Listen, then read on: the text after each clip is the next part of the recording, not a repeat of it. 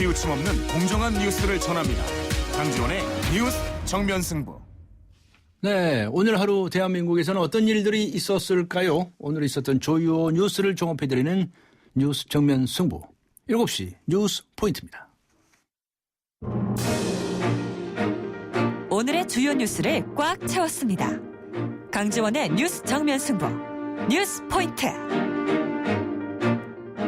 네, 먼저 정치권 등 우리 사회에 있었던 일들입니다. 친절한 숙현 씨의 까칠한 뉴스, 시사 컬럼니스트 이숙현 씨 나오셨습니다. 안녕하셨습니까? 네, 안녕하세요. 오늘 뉴스 중에서는 이 재판 소식이 아주 눈길을 끌죠. 1심에서 집행유예를 선고받았던 원세훈 전 국정원장.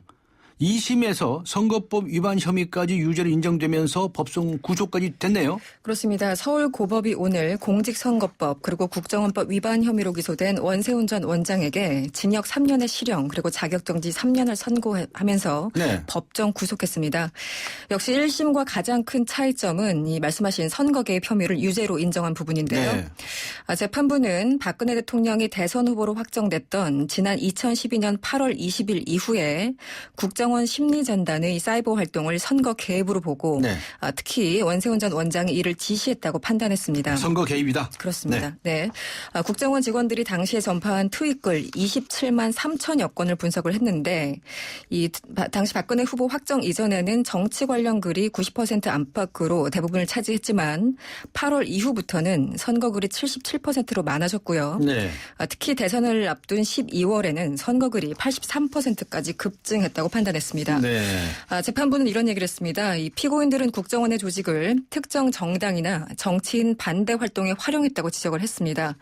그러면서 국가기관이 사이버 공론장에 직접 개입해서 일반 국민인 양 선거에 관한 의견을 조직적으로 전파해서 이 자유롭게 논쟁하던 국민들이 사이버 공간의 순수성을 의심할 수밖에 없게 됐다고 밝혔습니다. 네, 2심 재판부는 검찰이 제출한 증거 가운데서 트위터 계정 716개를 국정원 직원들이 사용한 것으로 인정을 했다면서요? 그렇습니다. 원심에서는 175개의 계정만 인정을 했습니다. 그리고 트윗이나 리트윗 글도 당시에는 11만여 건만 증거로 인정한 바가 있었습니다. 네. 하지만 항소심에서는 이 숫자가 확실히 달라진 겁니다.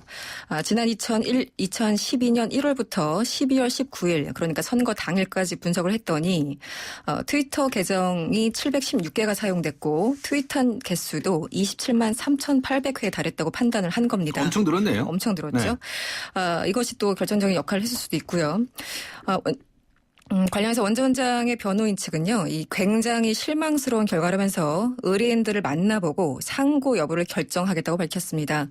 한편 원세훈 전 원장과 함께 기소됐던 이종명 전 국정원 3차장은 징역 1년에 집행유예 2년, 그리고 민병주 전 심리전 단장은 징역 1년 6월에 집유 2년을 선고받았습니다. 네, 아무래도 3심인 대법원까지 가게 될 가능성이 많죠. 네네. 알겠습니다.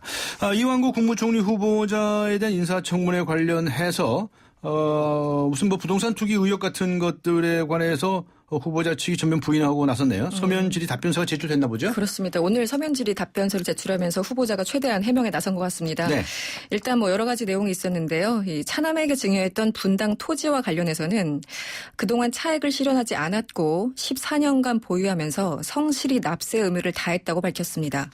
또 투기 의혹이 일고 있는 강남 타워팰리스 매입에 대해서도 처음부터 가족의 실거주 목적으로 구입했다고 주장을 하면서 네. 그동안의 모든 투기 의혹 등을 부인했습니다. 한편 과거 군사정권 시절이죠. 이 삼청교육대를 설치한 국가보위 비상대책위원회에서 근무했던 전력으로 당시에 훈장을 받았었는데 이 훈장은 어떻게 할 것이냐라는 질문에 신중히 고려하겠다고 밝혔습니다. 하지만 야당은 청문회 문턱을 넘지 못할 것이다 이렇게 경고하고 있습니다. 부동산 병역 문제를 비롯해서 지난 주말 알려졌던 언론 외압 의혹까지 알려지면서 논란이 커지고 있고요. 새누리당도 이 때문에 상당히 긴장하는 모습이라고 합니다. 네, 새정치민주연합은 새 당대표로 문재인 의원을 선출했죠. 네. 선출되자 새누리당의 김무성 대표를 찾아가서 만났네요. 그렇습니다. 오늘 서로 주고받는 덕담과 신경전이 물반 고기반이었습니다. 네. 김 대표는 일단 같은 지역구에다가 중학교 1년 후배이기도 한 문재인 대표에게 동질감이 많다. 대화를 잘 하리라 믿는다. 이렇게 얘기를 하면서 친근감을 표시했습니다. 문재인 대표도 과거에 시민과 사회운동을 하면서 자주 뵐 기회가 있었다면서 대화할 수 있는 사이라고 화답했습니다. 하지만 곧 신경전도 이어졌는데요. 일단 김무성 대표는 협상과 타협 과정에서 야당이 무리한 요구만 안 한다면 네. 여당이 더 양보하겠다 이렇게 말을 했습니다. 네. 이 전날 문 대표가 이 박근혜 정부와의 전면전을 하겠다 이렇게 선포한 그 발언을 의식한 것으로 보입니다. 그러자 문재인 대표는 이제는 조금 각오를 하셔야 된다 이렇게 얘기를 하면서 서민 증세 등을 언급하는 듯 곧 이견을 드러내기도 했습니다. 네, 각오를 해야 한다. 네. 물반 고기반이었군요. 자, 문재인 후보가 오늘 철지정을 현충원을 찾아갔는데 네. 이승만 전 대통령, 박정희 전 대통령 두 묘역을 참배를 했어요.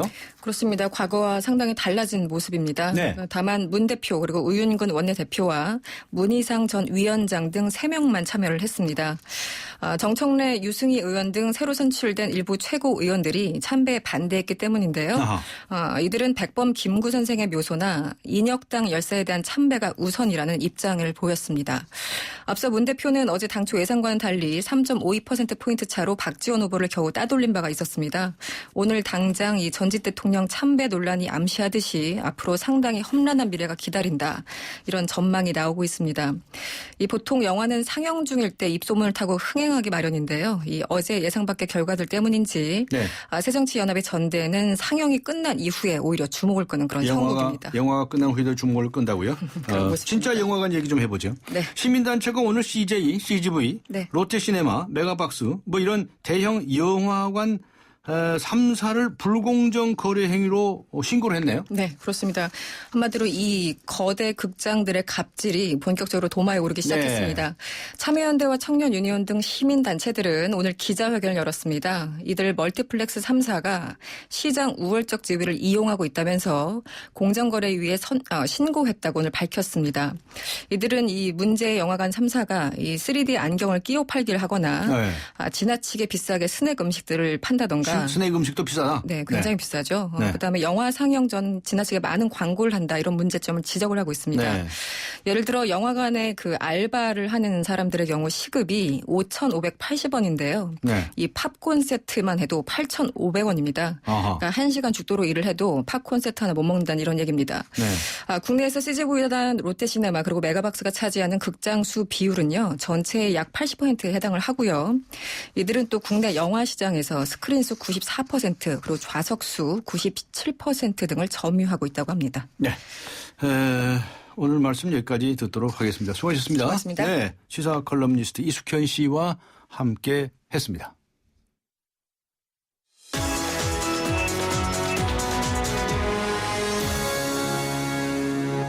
이번엔 나라 밖으로 가보겠습니다. 오늘 하루 동안 세계에서는 어떤 일들이 있었을까요? 월드포인트 YTN 국제부의 김지영 기자 연결합니다. 안녕하세요. 네, 안녕하십니까. 네, IS, 이슬람 급진 무장 세력을 가리키죠. IS 격퇴를 위해서 미국이라든가 여러 나라가 국제연합군을 형성하고 있지 않습니까? 대규모 지상전을 준비하고 있는 것으로 전해졌는데요. 어떤 소식입니까? 네, 이슬람 급진 무련 세력 IS의 격퇴를 위한 국제연합 전선이 있는데요. 존 앨런 미 대통령 특사가 IS를 겨냥한 대대적인 지상전이 곧 시작될 것이라고 밝혔습니다. 앨런 특사는 요르단 관영통신과의 인터뷰에서 네. 이라크군이 국제연합전선 참가국들의 도움을 받아서 이 지상전을 이끌게 될 것이다 이렇게 말을 했습니다. 앨런 특사는 지상전에 투입될 이라크군 12개 여단을 훈련하고 무장하는 준비 작업이 이미 시작됐다고 설명했습니다. 앨런 특사의 이 같은 발언은 미국이 IS에 장악된 이라크 제2도시 모술을 탈환하기 위해 지상군 투입을 검토할 수 있다는 언론 보도 직후에 나왔는데요. 네. 앞서 CNN은 이라크군이 이르면 4월 모술 탈환을 위한 지상전에 나설 예정이라면서 이때 미군의 합류 여부를 결정하기 위해 현재 IS의 방어태세 관련 정보를 수집하고 있다고 전했습니다. 네. IS 관련 소식 하나 더 살펴보죠. IS가 요르단군 공습으로 숨졌다고 주장한 미국이 인질에 대한 구출 작전이 그 부모가 반대해서 무산됐었다 하는 이야기가 있는데 이거 자세한 얘기를 소개해 주시죠. 네, IS에 억류돼 생사가 확인되지 않은 미국인 인질 케일라 진 뮬러에 대한 이야기입니다. 네. 미국이 구출 작전을 검토했었는데요. 네. 그 부모가 반대하고 소재에 대한 정보도 부족해서 포기한 것으로 알려졌습니다. 네. 미국 외교 전문지 포린 폴리시는 뮬러의 소재 파악에 도움이 되는 군사적 해결책을 검토했지만 위험한 작전이 아니라 협상을 통해서 딸이 돌아오기를 원하는 부모의 반대로 포기했다. 이렇게 보도했습니다. 군사적 해결책 중 하나는 합동 특전사 요원들을 동원해서 뮬러를 납치한 테러 조직원들을 타격하는 것이었는데요. 뮬러에게 너무 위험하다는 이유로 거부된 것으로 전해졌습니다. IS 측은 뮬러가 최근 요르단군 공습으로 무너진 건물 잔해에 깔려서 숨졌다고 주장했지만 네. 여전히 생사는 불분명한 상태입니다. 아, 그렇군요. 지구촌 사건 사고도 살펴보죠. 이집트에서 축구 팬들과 경찰이 충돌해서 30여 명이 숨지는 사고가 있었다는데 뭐 이런 일이 다 있습니까? 네, 대형 사고입니다. 예. 이집트 수도 카이로 외곽에서 열린 프로 축구 경기를 보기 위해서 경기장에 입장하려는 팬들과 경찰이 충돌했습니다. 네. 이 과정에서 압사 사고까지 일어나면서 적어도 30명이 숨지고 20여 명이 다쳤습니다. 이번 사고는 당국이 경기장 불상사를 막기 위해서 관중 수를 제한하자 표를 구하지 못한 팬들이 경기장에 들어가려고 몰리면서 경찰과 충돌이 빚어져서 일어났습니다. 네. 팬클럽 측 주장은 당국이 좁은 문 한 곳만을 통해서 입장을 시켜서 서로 밀치는 상황이 벌어졌고 이에 경찰이 최루탄을 발사하면서 압사 사고가 빚어졌다고 주장했습니다.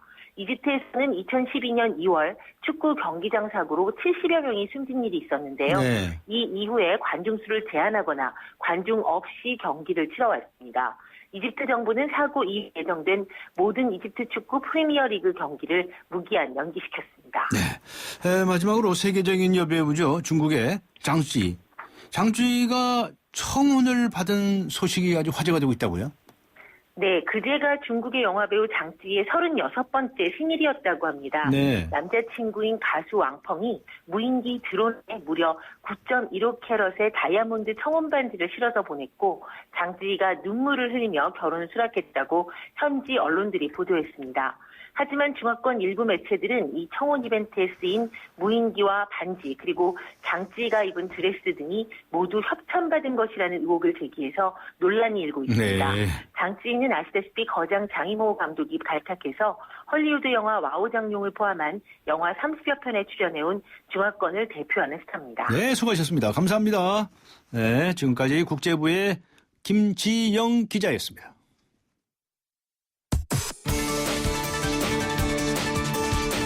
대한민국의 오늘 치우침 없는 공정한 뉴스 강지원의 뉴스 정면 승부가 여러분의 참여를 기다립니다. 짧은 문자 50원, 긴 문자 100원에 휴대전화 메시지 샵 0945와 YTN 라디오 어플리케이션 예스 게시판에 소중한 의견을 남겨주세요. 참여해주신 분들 중 추첨을 통해 정통 시사주간지 주간경향, 아시아 전문 월간지 매거진엔 구독권을 드립니다. 뉴스 정면 승부는 여러분의 참여로 완성됩니다. 대한민국의 오늘 강지원의 뉴스 정면 승부.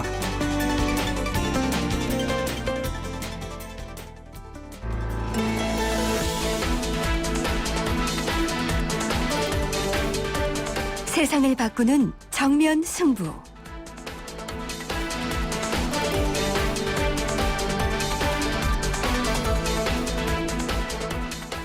세상을 바꾸는 정면 승부. 매주 월요일 이 시간은 정치개혁 특집 화합의 정치를 말하다로 꾸미고 있습니다. 도대체 우리나라 국민들은 지금 정치권에 대해서 엄청난 불신과 신망을 가지고 있습니다. 도대체 왜 이런 상황이 이르게 되었을까요?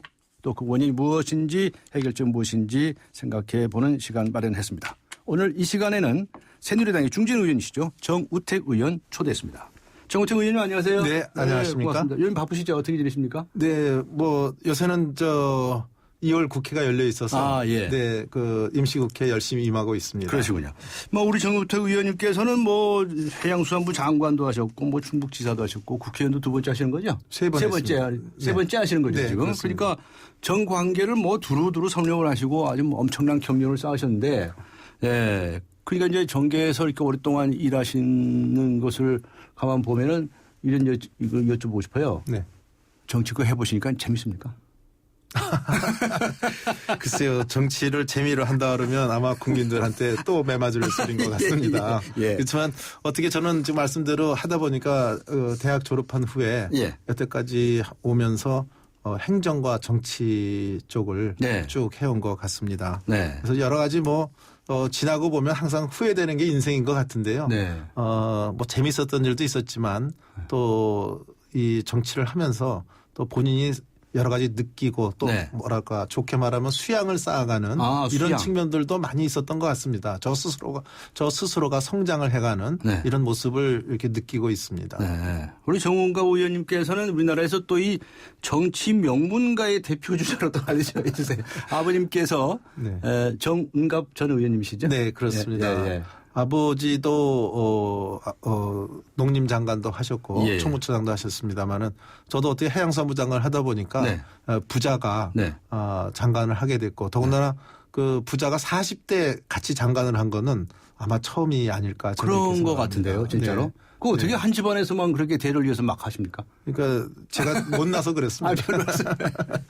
그런데 이 아버님이 정치하시는 걸 보면서 잘하셨을 거 아니에요. 그렇습니다. 그렇죠. 네. 그러니까 아버지의 정치 그리고 아들인 지금 내가 하는 정치 어떻게 느끼세요? 그때 느끼셨던 것들이 많이 이렇게 제가 느끼는 것은 네. 요새 정치하는 사람들 네. 저도 정치를 하고 있습니다만은 예. 그 이해관계에 따라서 상당히 왔다 갔다 하는 것 같아요. 아, 그래요? 예. 그러니까 예전에 항상 철새 정치인이라는 말이 많이 회자하지 않았습니까? 예. 또 당도 자기 이해관계에 따라서 많이 왔다 갔다 하고요. 하고 네. 이런 네. 모습을 보였는데 제가 선대 때 한 모습을 보면 네. 자기의 소신과 철학이 반하면 네. 절대 그 이해관계에 가서 쫓아가지 않는 것을 했습니다. 예를 들면 제 선대를 보면은 그 자유당 때 아버지가 국회의원을 또 하셨거든요. 네. 58년도에 국회에 들어가셨습니다만. 58년도이셨군요. 예, 네. 장관 하시고 이제 국회에 들어가셨습니다만은 그러고서 그 후에 그 자유당이 소위 망한 후에는 네. 그 아버지는 그다음에 야당의 길을 야당 걸으셨습니다. 하셨죠. 그러니까 민주당. 그때 왜 그랬냐 이런 것을 지금 제가 돌아가셨기 때문에 못 여쭤봤습니다만은 네. 그때 비서라든지 제 어머니한테 여쭤봤을 때는 아버지는 5.16을 저희 구테타로 보신 것 같습니다. 아. 그래서 그 구테타를 일으킨 사람하고 나는 같은 정당을 할 수 없다. 네. 그래갖고 제가 듣기로는 공화당 창당할 때 네. 초대 사무총장으로 제 가친을 모시려고 했었는데 그래서 한 세 분의 그 당시에 의원들이 오셔서 네. 권유를 하셨는데 네. 오후 내내 바둑 두시면서 결국은 나는 내 나름대로의 길을 가겠다 하셔서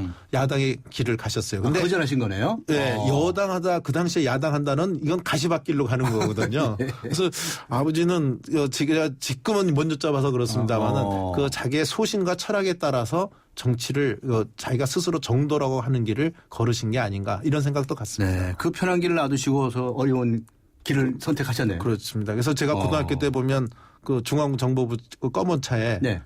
소위 데모하다 실려 오셔서 네.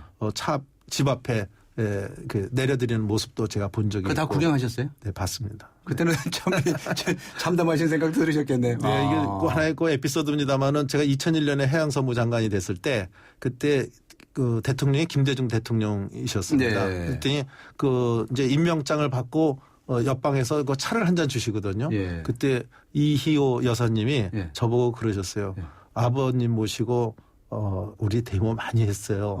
이런 말씀을 직접 저한테 네. 들려주실 때 제 어렸을 때 그 고등학교 때 봤던 그런 모습을 또 생각이 났었습니다. 그러셨군요.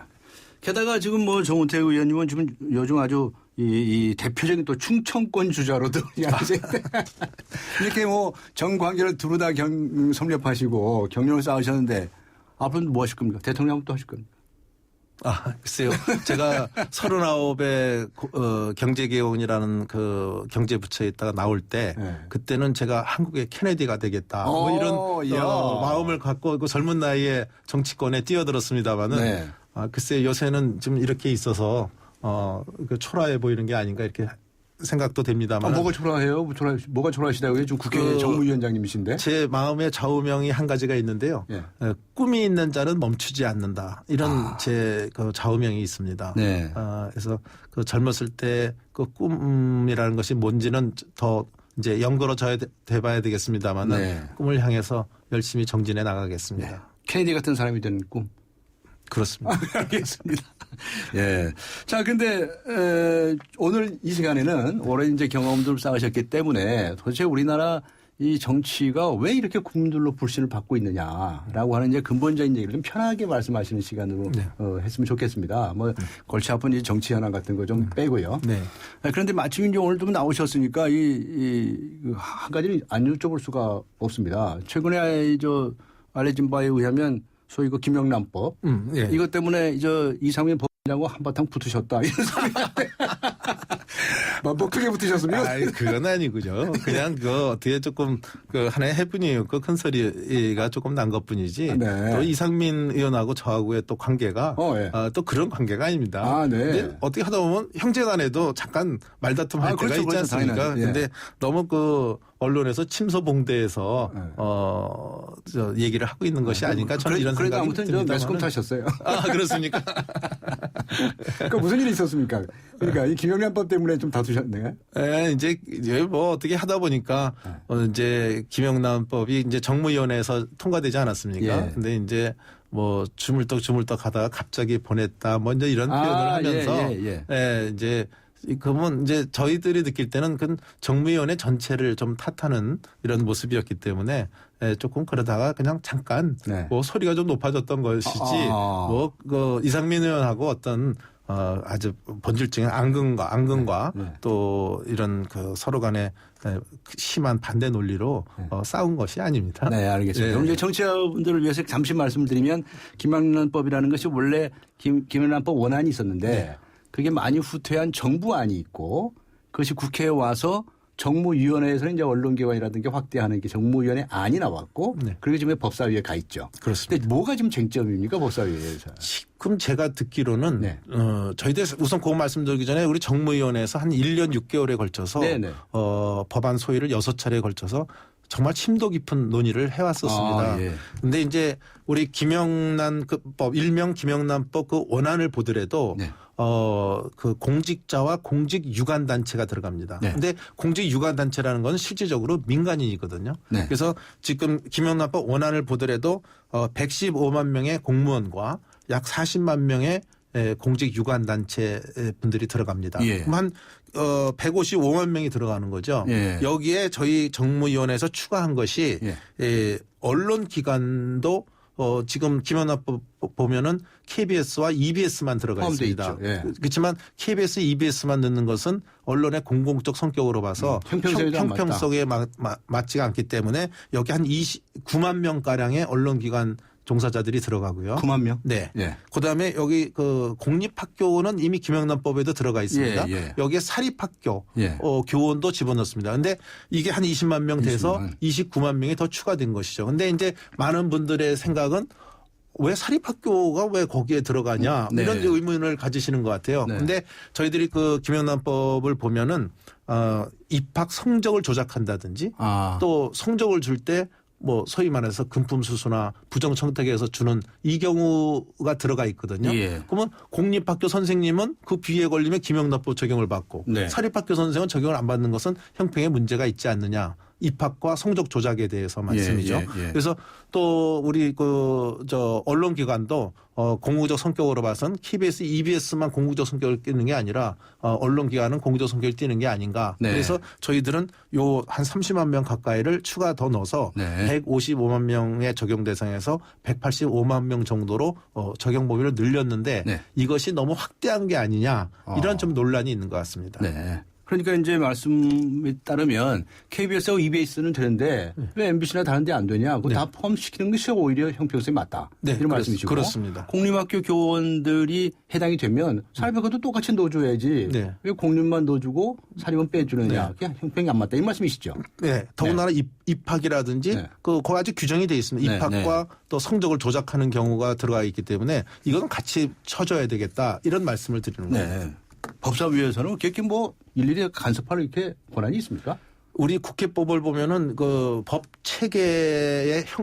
체계라든지 형식 또 자꾸 수정 이런 것만 가능하게 돼 있습니다. 네. 근데 이제 법 체계라고 할 때 과연 이게 헌법과의 그 어떤 위헌성 논란도 같이 심사해야 되는 게 아니냐. 여기에 대해서는 찬반 의견이 있습니다만은 원래적으로 하면은 그것까지는 포함하지 않는 것이다. 이렇게 좀 정리할 수 있다고 저는 그렇게 보고요. 네. 실제로 그 열린우리당 시절에 열린당 의원의 어떤 분은 법사위에서 위헌성을 논란을 법사위에서 하는 것은 네. 그 법사위를 갖다가 제2의 헌법재판소로 만드는 거다. 그래서 열린우리당이 여당 시절에는 네. 그 법사위가 그 위헌성을 심사하는 것에 대해서 반대 의견을 개진한 의원도 있었습니다. 네. 그래서 네. 지금 이것에 대해서는 아직도 찬반이 있기 때문에 네. 법사위의 이번에 처리를 정무위원회에서는 지금 예의주시해서 보고 있습니다. 하여튼 많은 사람들이 지켜보고 있습니다. 그렇습니다. 네. 그 기억 내친 김에요. 한두 가지만 더 여쭤보겠습니다. 이완구 국무총리 내정자 네. 내일 모레 이제 청문회 하죠. 네. 잘 될 것 같습니다. 글쎄요, 그거는 좀 지켜봐야 되겠습니다만은, 지금 무난하게 통과될 것으로 모든 사람이라면 좀 이상합니다만은, 네, 네. 많은 분들이 이렇게 전망을 했습니다만은, 최근에 와서 조금 여론이 좀 악화되는 것 같아서, 걱정을 하고 있습니다만은, 저는 요번에 이완구 그 후보안이 네. 그래도 통과가 돼서 네. 우리가 총리로서의 일을 할 수 있게 여건을 마련해 주는 것이 우리 앞날의 장래를 위해서 좋지 않을까. 네. 저는 이렇게 생각을 하고 있습니다. 네. 그런데 이제 야당에서 새정치민주연합이죠. 그래서 이제 문재인 의원이 당 대표가 됐어요. 네. 이제 어제 당선이 됐는데 뭐 전면전 어쩌고 이런 표현도 하고 그래서 이 총리 내일 모레 있는 이 청문회에서부터 이게 뭐 혹시 뭐 발동되는 거 아니냐 이런 생각하시는 분들도 있습니다. 어떻게 보십니까? 네, 그 문재인 이번에 그 대표 되신 분께서는 그 이렇게 표현을 한 것 같아요. 그 전면전의 대상을 박근혜 정부로 봤기 때문에 네. 그 카테고리에 우선 그 이완구 후보자까지도 포함되는지 여부는 모르겠습니다만은 네. 저는 전면전은 박근혜 대통령한테 한 게 아닌가 이런 생각이 듭니다만은 저는 이제 전면전 뭐 이렇게 그렇지 않아도 요새 IS 문제든지 뭐 북한에서 또 어저께는 또 미사일도 5발 쐈다 그러고 요새 네. 골치 아픈데 네. 이게 자꾸 전면전 뭐 이렇게 전쟁 이렇게 생각나는 거는 저는 좋지 않은 것 같아요. 정치라는 것은 역시 대화와 타협으로 이루어지는 것이지 싸움과 투쟁으로 이루어지는 것은 아니다. 저는 이렇게 보고 있습니다. 그래서 우리 문재인 대표께서도 이제 합리적으로 잘 이끌어 주실 거라 믿기 때문에 저는 박근혜 정부가 성공해야 그래도 우리나라가 지금 제대로 갈 수 있다. 이게 실패로 가면 결국 우리나라 경제라든지 우리 민생도 같이 실패하는 게 아니냐. 저는 이렇게 보기 때문에 어떻게든지 우리가 성공할 수 있도록 도와줘야 된다. 이렇게 저는 보고 있습니다. 알겠습니다. 자, 오늘 뭐 급하게 한두 가지만 여쭤보았는데요. 잠시 쉬었다가 네. 그동안에 정치하시면서 정말 우리 정치에서 무엇이 문제라고 생각했고 또 그것이 어떻게 바뀌었으면 좋겠다 하는 좋은 말씀들을 들어봤으면 좋겠습니다. 잠시 쉬어가겠습니다. 강조의 뉴스 정면 승부 정치계획 특집 화합의 정치를 바라다. 새누리당의 정우택 의원님과 함께 말씀 나누고 있습니다. 서양 고전음악을 완성시킨 천재 작곡가 악성 베토벤. 그의 음악적 잠재력을 일깨워준 사람은 스승인 크리스티안 네페 선생님이었습니다. 네페 선생님은 지루한 이론과 반복적인 연습을 강요하지 않았습니다. 이탈리아와 프랑스, 독일의 유명한 오페라를 감상할 기회를 마련했고 어린 베토벤이 음악에 대해 더 깊이 느끼고 생각할 수 있도록 이끌었습니다. 가르치는 것이 아니라 깨우치는 교육, 아이들의 잠재력을 활짝 꽃피우는 우리 교육의 희망입니다. 이 캠페인은 I am the key, 눈높이 대교와 함께합니다. 강지원의 뉴스 정면 승부. 문재인 새정치민주연합 새 대표의 이승만, 박정희 두 묘역 참배 어떻게 생각하십니까?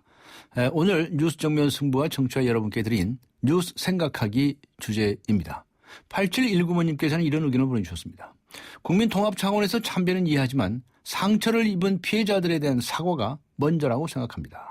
1634번님의 의견이 이렇습니다. 이승만, 박정희는 국가와 역사에 큰 죄를 지은 독재자지만 국민 대통합을 위해 문 대표가 대승적 차원에서 옳은 선택을 했다고 생각합니다. 네, 여러 가지 다양한 의견들을 보내주시고 계십니다. 우물정 0945번이나 YTN 라디오 애플리케이션 이어서 게시판에 의견 남겨주시기 바랍니다. 추첨을 통해서 정통시사 주간지 주간경향 그리고 아시아 지역 전문 월간지이죠. 매거진 N 구독권 보내드리겠습니다. 새누리당의 정우택 의원 국회 정무위원장이시죠. 정치개혁 특집 화합의 정치를 말하다 함께하고 있습니다. 강지원의 뉴스 정면 승부 4부 들어갑니다.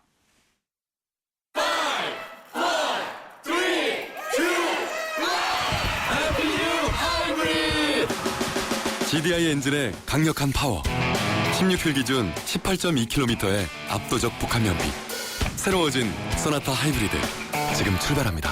New thinking, new possibilities. 현대자동차.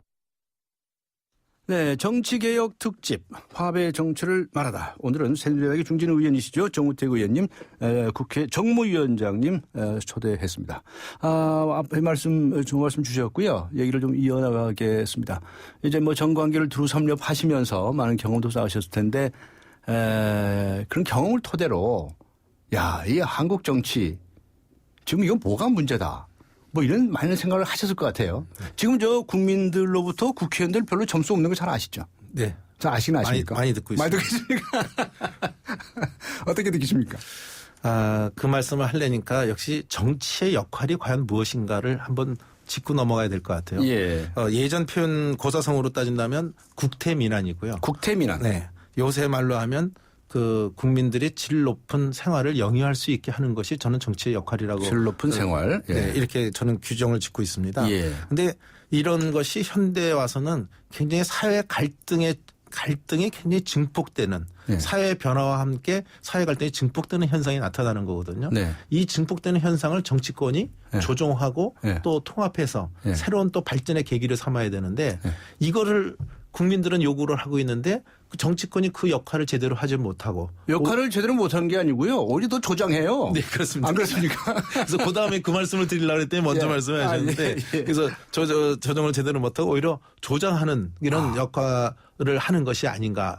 그것이 이유는 저는 정쟁에 있다고 정쟁. 봅니다. 예. 네. 그러니까 저희들이 지금 우선 뭐 정부 구조로 따지자면 5년 단임 아닙니까? 네. 5년 단임이면 대통령이 이제 되신 순간 그분은 그다음 대통령을 더 못하지 않습니까? 그렇죠. 그러니까 바로 그다음에 저는 그거를 대통령 병 걸린 사람이라고 이렇게까지 표현을 하는데 네. 바로 대통령 병 걸린 사람들이 바로 현 대통령을 깎아내리고 요다음에 자기가 그 대통령이 되기 위한 활동으로 바로 들어가거든요. 그러니까 다음번에 대통령 되고자 하는 사람들이 네. 대통령병에 걸린 사람들이 현 대통령을 깎아내리기 시작한다. 그것이 이제 정쟁으로 나타나는 거죠.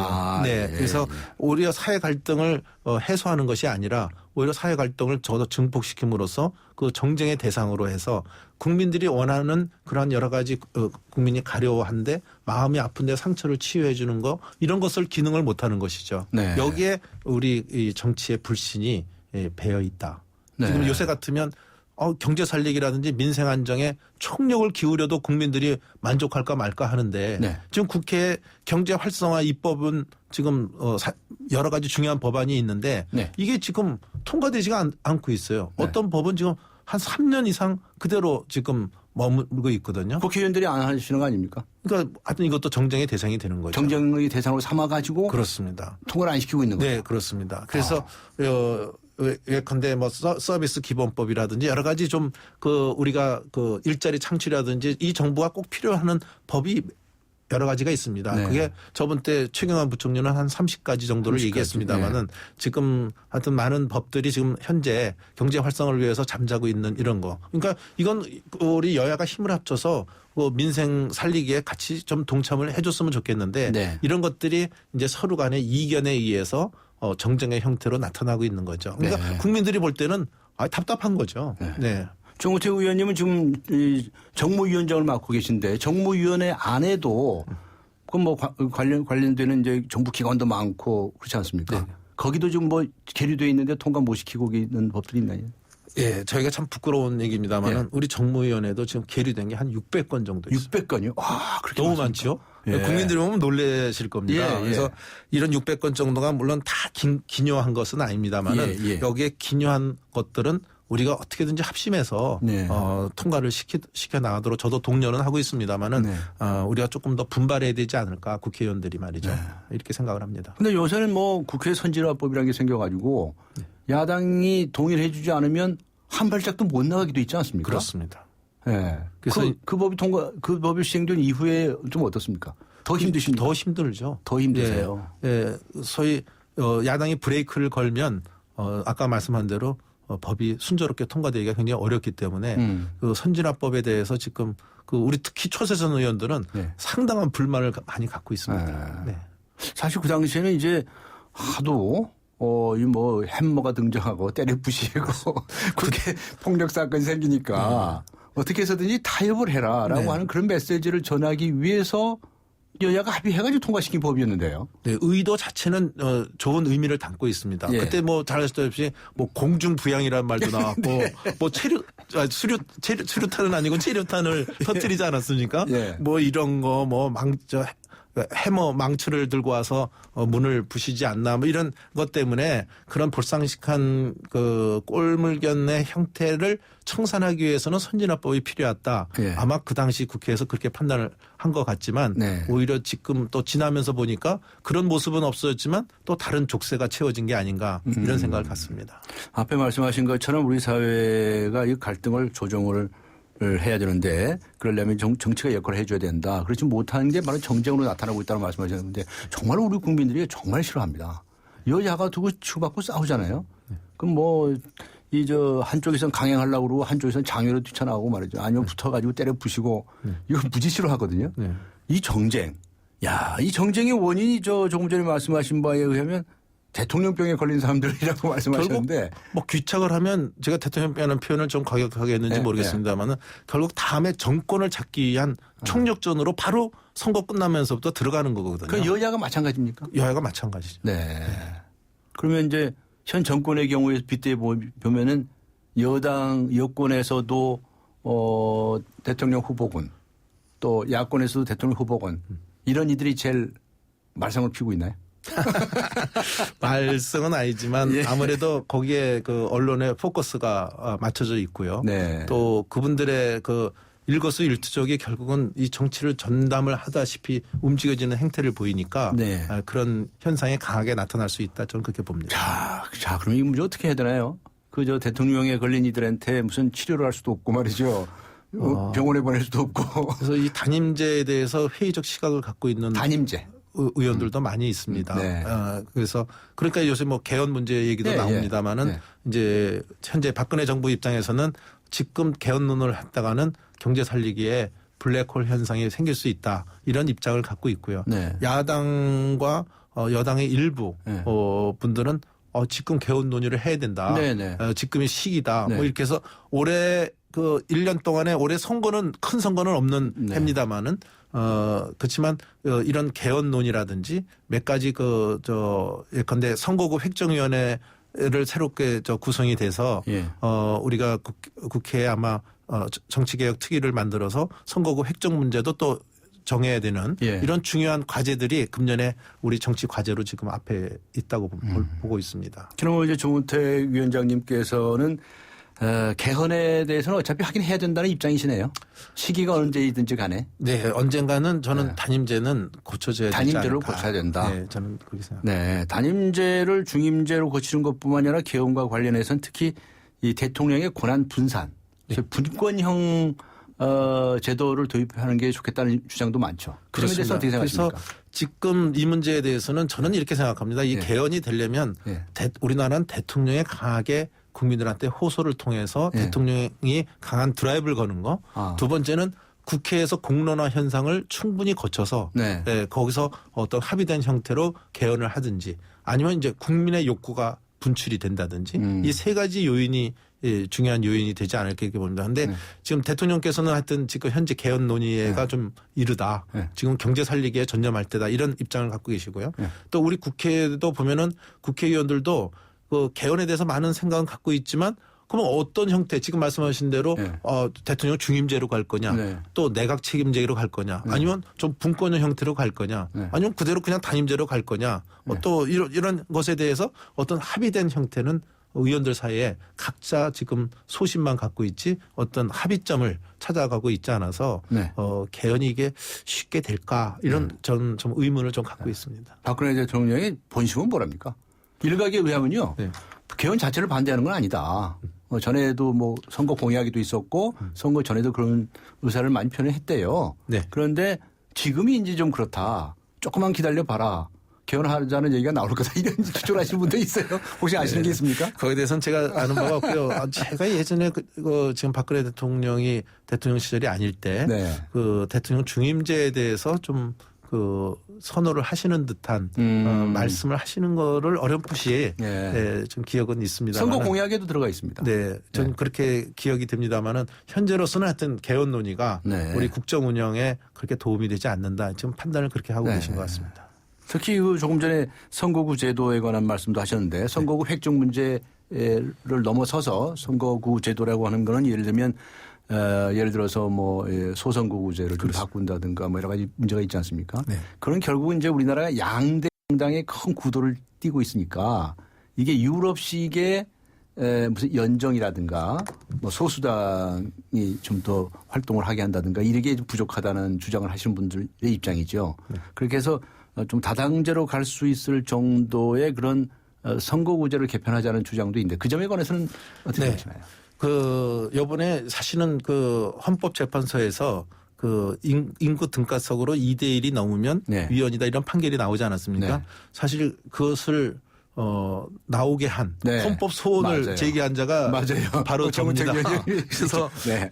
그 판결이 하여튼 그게 나왔습니다마는 네. 그게 따라서 하여튼 어쨌든 간에 그 헌재의 그 판결에 따라서 금년 말까지 선거구 조정이 네. 마무리 져야 되거든요. 네. 그래야 내년 선거를 치를 수 그건 있습니다. 이제 소선거구제 전제 하에서 이렇게 하는 거죠. 네. 예. 그래서 이제 이제 지금 말씀하신 대로 이건 선거구의 문제였고요. 네. 지금 우리 변호사님 말씀하신 것처럼 지금 선거 제도를 지금 현재는 소선거구제를 택하고 있지 않습니까? 네네. 근데 이번 기회에 헌재에서 이런 여러 가지 위헌 판결이 나온 기회에 선거 제도를 한번 전반적인 걸 검토해 보자. 이것이 우리 정치권의 생각이 아닌가 이렇게 생각합니다. 다시 네. 말씀드리면 소선거구제냐 중대선거구제를 할 거냐 또 이런 문제가 있고요. 아까 말한 대로 당도 지금 현재는 양당 체제지만은 네. 지금 양당 체제를 하는 나라가 거의 없습니다. 그렇죠. 뭐 유럽이나 심지어 가까운 일본도 다 연정의 형태를 지금 하고 있지 않습니까? 그래서 지금 또 사회 욕구 분출도 많이 나오기 때문에 좀 거기에 맞는 정당도 나오는 게 좋지 않을까. 앞으로 노인 인구가 많아지면 우리나라도 노인당이 나올지 예. 모르겠습니다만은 이런 다당제 네. 형태로 가는 것이 네. 저는 한편으로는 이런 생각도 같습니다. 저는 개인적으로 양당제가 괜찮다고 여태까지 생각을 해왔습니다만은 예. 한번 이런 점도 생각해야 되지 않을까. 어느 정당이든지 양당이니까 잘하면 여당이 되고 예. 잘 못해도 제일 야당이 되니까 예. 뭐 어떻게 하든지 뭐 이거 소위 배짜라 시기로 운영 나쁘게 말하면 그렇게 운영될 수도 있는 거 아니겠습니까? 그래서 이런 것을 방지하기 위해서라도 잘 못한 정당 같으면 3당 4당으로 밀려날 수도 있다는 이런 경쟁 구도가 또 다당제도 한번 우리가 이 차제에 한번 검토해 볼 필요가 있지 않을까 네. 그런 생각도 듭니다. 네. 최근에 나온 여러 가지 계획적인 방안들에 관해서 많이 찬동을 하시네요. 네.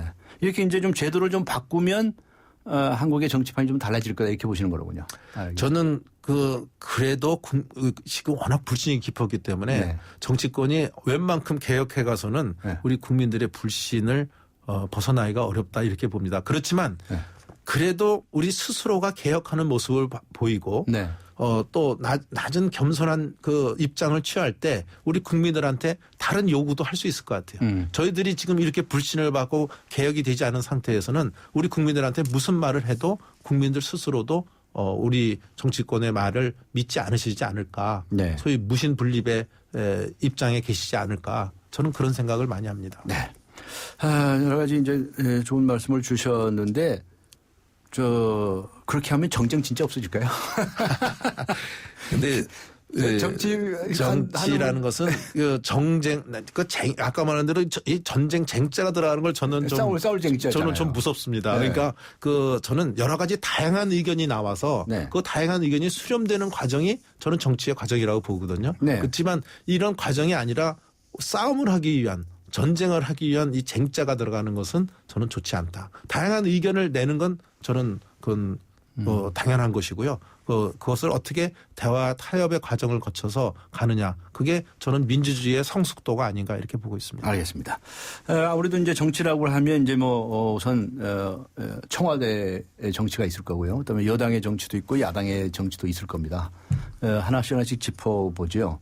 대한민국 청와대, 대한민국 대통령 어떻게 생각하십니까? 잘하고 있습니까? 역대 대통령들은 어떻게 평가하십니까? 그래서 제가 평가한다는 거는 아마 지금 들으시는 들으시는 청취자께서도 우선 제가 정치하는 사람으로서 불신의 대상이기 때문에 제가 앞만 떠들어도 말씀을 고지 안 들으실 겁니다만은 그 문제에 대해서는 지금 현재 대통령 지지도가 네. 청와대를 보는 눈이 아닐까 예. 저는 이렇게 보기 때문에 네. 우리 청와대도 조금 더 우리 국민의 눈높이에 맞는 이걸로 조금 더 변화해 나가야 되지 않을까 이렇게 보고 있습니다. 앞에 말씀하신 것처럼 청와대에 워낙에 권한이 집중돼 있으니까 그래서 분산은 시키는 그런 분권형 개헌도 좀 하자 이런 말씀을 하셨는데 그래도 현 제도 하에서나마 그래도 뭔가 할 수 있는 일이 있을 것 같아요. 네.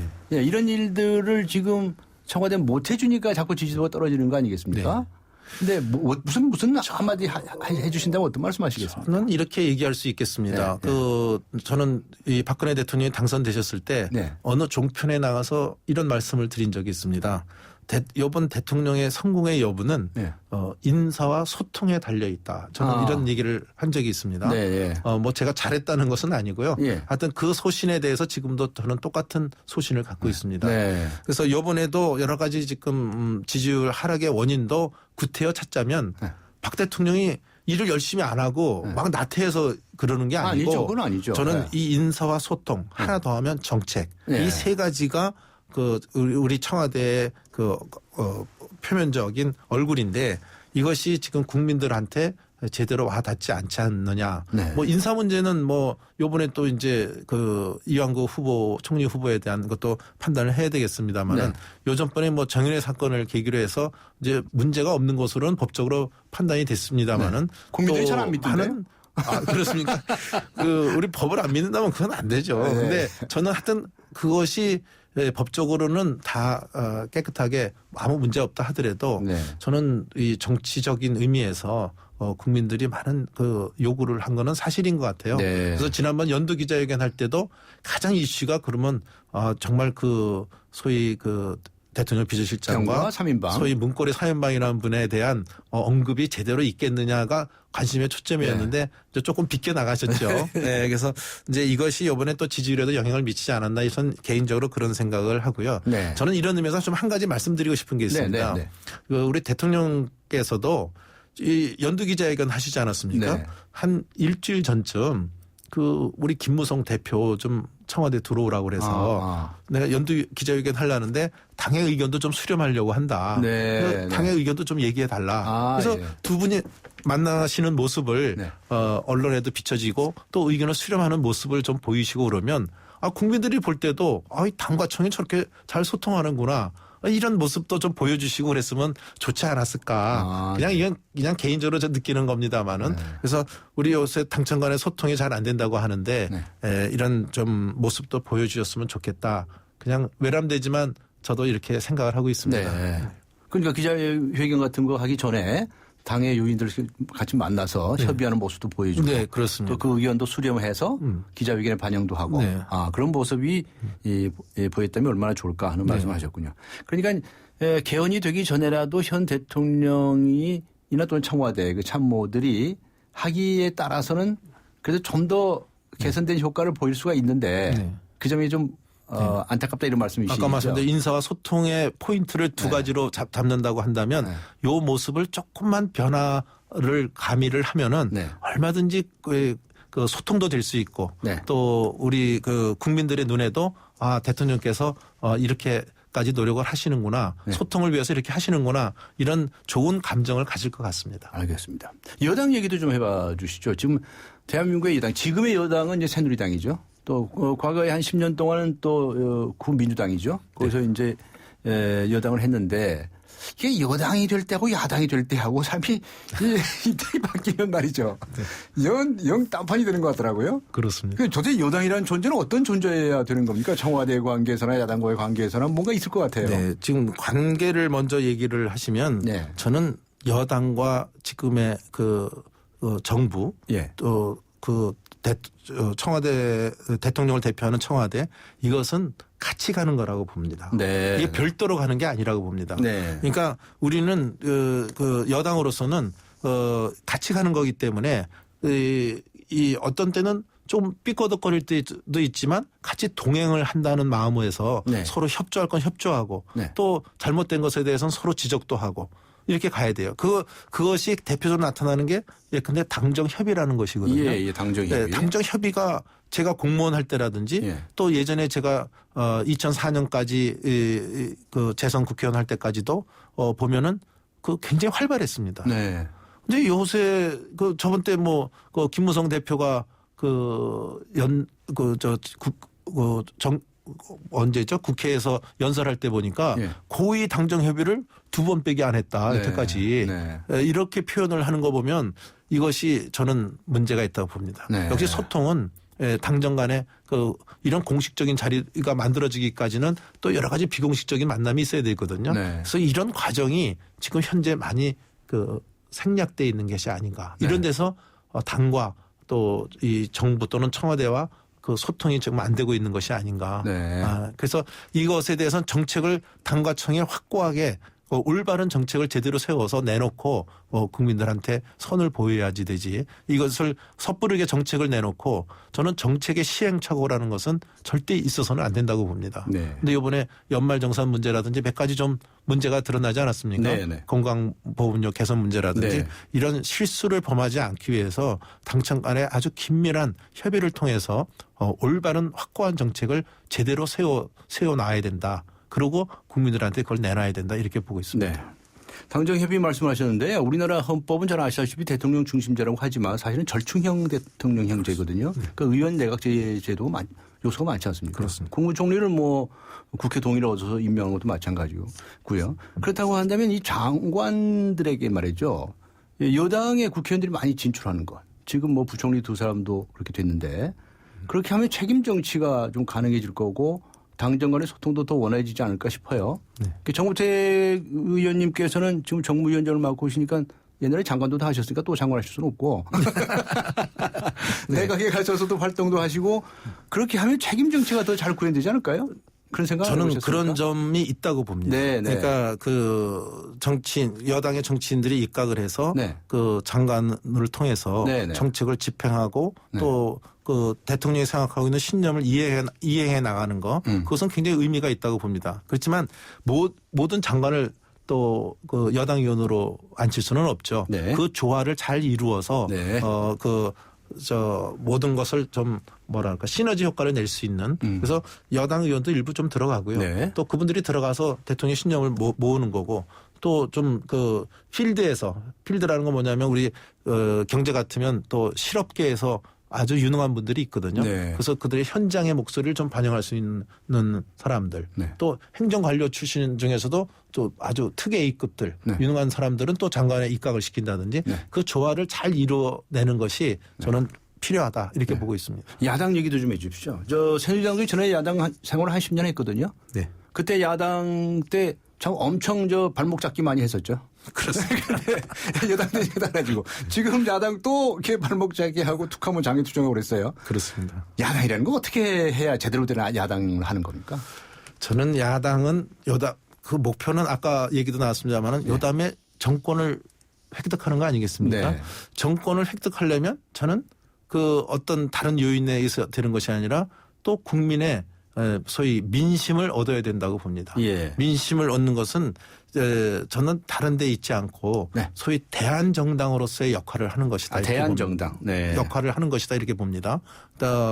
예컨대 소위 지금 현재 여당이 하는 것에 대해서 무조건 발목 잡기. 네. 또 무엇이든지 소위 딴지를 건다고 이런 표현도 있지 않습니까? 예. 이런 것이 아니라 이 정책에 대해서 정당한 논리적인 근거에 의해서 이것이 부당하기 때문에 이렇게 가야 된다. 그것이 국민들한테 마음을 얻어가는 정책이 여러 개가 나오면 나올수록 네. 더 많아지면 많을수록 저는 그다음에 야당이 집권할 가능성이 커진다. 네. 이제 우리나라 국민 수준이 예전 같지 않지 않습니까? 국민들이 그 판단을 하는 거죠. 네. 과연 지금의 여당이 국정 수행 능력을 제대로 하고 있는지. 그러면 요다음에 선거에서 잘 못했다 그러면 바꾸는 것이 저는 이 민주주의 국가 아니겠습니까? 네. 근데 현재는 그런 모습보다는 제가 여태까지 19대 이번에 이제 문재인 대표가 왔으니까 어떻게 하려는지 모르겠습니다만 네. 그 전까지 보면은 뭐 화나면 그냥 무조건 시청 앞에 가서 단식을 한다든지 또 그냥 국회 뛰쳐나가서 뭐 투쟁을 한다든지 네. 이런 모습은 그건 대한 정당이 아니고 좀 싸움하는 모습을 보였던 것이 아닌가. 네. 그래서 이제 우리 새정치민주연합도 많은 다른 모습을 보여주지 않을까 저는 기대하고 있습니다. 알겠습니다. 자, 2017년에 대통령 선거가 또 있을 텐데요. 그때 출마하십니까? 네.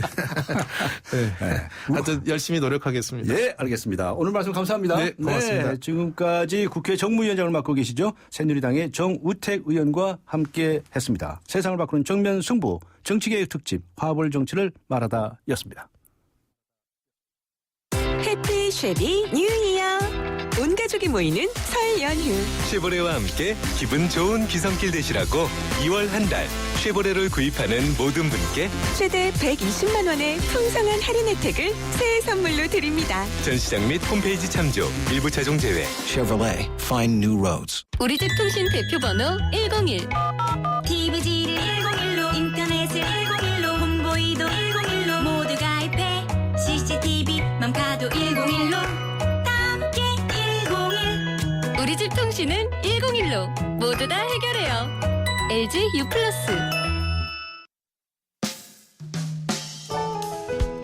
네, 문재인 새정치민주연합 새 대표의 이승만 박정희 묘역 참배 어떻게 생각하십니까? 오늘 뉴스 정면 승부가 청취자 여러분께 드린 뉴스 생각하기의 주제였는데요. 8606번님. 대통령 후보가 된 것도 아닌데 당선이 되자마자 두 전직 대통령의 묘역을 참배한 것은 야당 지지자가 아닌 여당 지지자를 염두에 둔 행보인 것 같습니다. 라고 보내주셨고요. 6513번님. 야당과 여당은 적과 아군의 관계가 아닙니다. 참배는 협력의 관계로 나아가는 전 단계가 아닐까요? 용기에 박수를 보냅니다. 라는 의견 보내주셨습니다.